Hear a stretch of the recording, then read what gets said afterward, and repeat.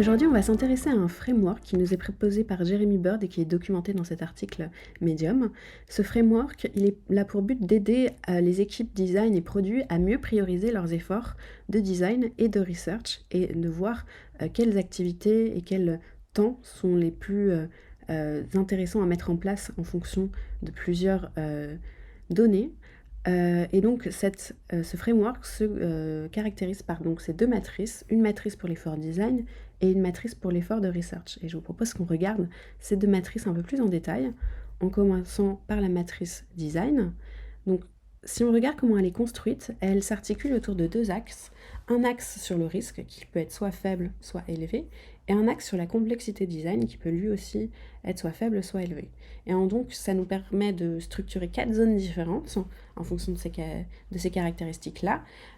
Et donc, chaque zone va avoir des caractéristiques en fonction de ce qui doit être mis en place par rapport à ce risque et cette complexité. Et donc, dans chacune de ces zones, on retrouve donc le titre de la zone, une idée de l'échelle de temps qui va être à allouer, une description et puis les activités à mettre en place. Si on regarde d'abord l'activité la plus légère, donc on est dans le cas où le risque est faible et la complexité elle aussi est faible, et on est plutôt donc dans un cas où le designer va plutôt être juste en consultation. Il n'y a pas besoin d'un vrai effort de design et d'un travail de designer. Donc l'idée, ça va être plutôt de réutiliser des patterns qui sont déjà existants et qui ont prouvé leur valeur, et le designer va seulement passer quelques heures pour vérifier que tout roule et que ce qui est imaginé et ce qui existe déjà fait l'affaire. Ensuite, si on a un risque qui est faible mais une complexité qui est assez haute, on va plutôt être dans un effort de design plutôt léger, de l'échelle d'une semaine en termes de temps, où l'idée ça va être de réutiliser des patterns existants, mais quand même en vérifiant que la solution ne génère pas des impacts ou des problèmes trop importants.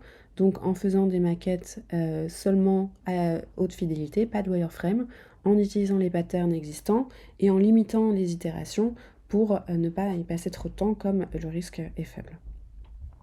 Ensuite, si le risque est important cette fois-ci mais que la complexité est faible, on est plutôt sur un effort modéré de design, où on va quand même mettre en place des vraies itérations de réflexion design, avec donc des wireframes, des maquettes et des prototypes, et la demande d'avis d'autres designers pour tester et éprouver les idées mises en place. Mais on reste sur un effort relativement modéré en comparaison à le design heavy, donc l'effort de design fort, quand on a là aussi un risque élevé, mais une complexité qui va être très forte aussi. Et donc là, on est sur un type de projet qui va être beaucoup plus important, pas seulement à l'échelle d'un projet, mais peut-être à l'échelle de un périmètre plus large, où il y a vraiment un sujet stratégique qui va être relié. Et du coup, on va mettre en place la totalité des activités de design qui peuvent être faites pour sécuriser au maximum cette activité.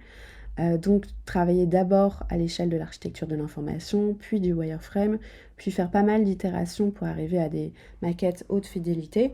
On va du coup aussi mettre en place des nouveaux patterns, contrairement au risque faible où il n'y avait pas de nouveaux patterns design qui étaient mis en place. Et puis là, on va vraiment tester et éprouver la valeur de ce qui est imaginé auprès de multiples designers pour vérifier que tout va dans le bon sens. Donc ça, c'est pour la matrice d'effort design. Et pour la matrice d'effort, donc sur la recherche utilisateur, se construit de la même manière, avec l'axe sur le risque qui est soit faible, soit élevé. Mais l'axe vertical est cette fois-ci différent parce qu'on n'est pas sur la complexité de design, mais sur la vision qu'on a du problème. Est-ce qu'on a une bonne connaissance de ce problème, donc ici, ou est-ce qu'on a une mauvaise connaissance et du coup il va y avoir plus de recherche nécessaire. Donc si on a une bonne connaissance du problème et qu'il y a peu de risques, il n'y a pas vraiment besoin de research. L'idée, ça va plutôt être de mettre en production la fonctionnalité et de tester après coup pour voir si ça fonctionne bien, donc de mesurer après mise en production. Donc ça va plutôt être géré par un designer, il n'y a pas besoin de plan de recherche. Donc c'est plutôt de l'échelle de l'heure. Ensuite, si le risque est toujours faible, mais qu'on n'a pas forcément une très bonne vision du problème, l'idée, ça va quand même être de mettre en place un peu de research, mais qui va plutôt être légère, de l'ordre de la semaine, gérée par le designer et pas par une équipe de research.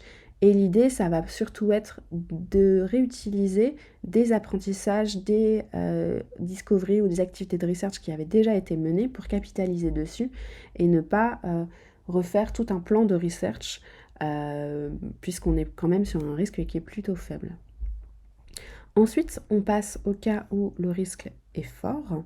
Si on a déjà une bonne connaissance du problème, on est donc sur une research modérée, où on va approcher la research avec un plan de research qui va être géré par le designer, mais on a une équipe de research en support.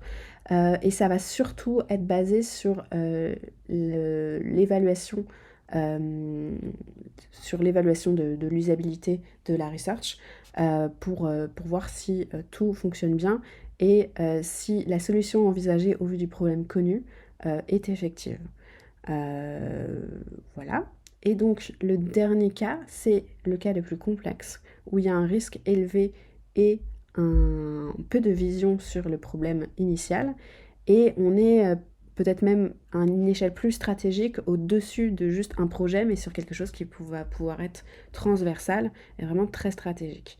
Et du coup là, c'est une activité de recherche qui va plutôt être menée par l'équipe recherche spécialisée, avec le designer en support, qui va se baser sur plusieurs méthodes différentes, donc à la fois de l'évaluation, du qualitatif, du quantitatif, de l'analyse des comportements, et donc il va y avoir besoin d'un vrai plan de recherche très construit et de beaucoup d'itérations et de discussions avec les différentes personnes des équipes pour mettre à bien cette recherche et faire en sorte de dérisquer la situation tout en comprenant au maximum les enjeux et les attentes.